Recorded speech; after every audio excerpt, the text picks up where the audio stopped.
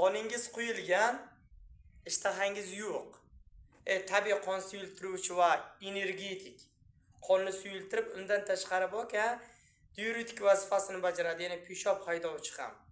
Qarang, kompot ichishni yoqtiradiganlar, lekin tayyorlash yoqmaydigan insonlar bor-ku va energetikda yaxshi ko'radigan insonlarga tabiiy yechimini o'rgataman. Mana oddiygina 1 litr mineralli suv. Masalan, men gazligini yaxshi ko'raman. Qarang, gazliga ochib qo'ygandim. Mana bilsa xolosas.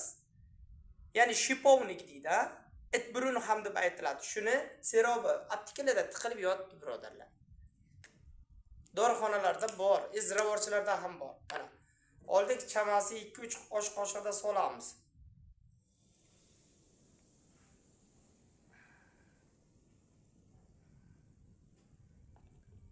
Har kun tayyorlab ichaman bu narsani. Mazza, jon rohati.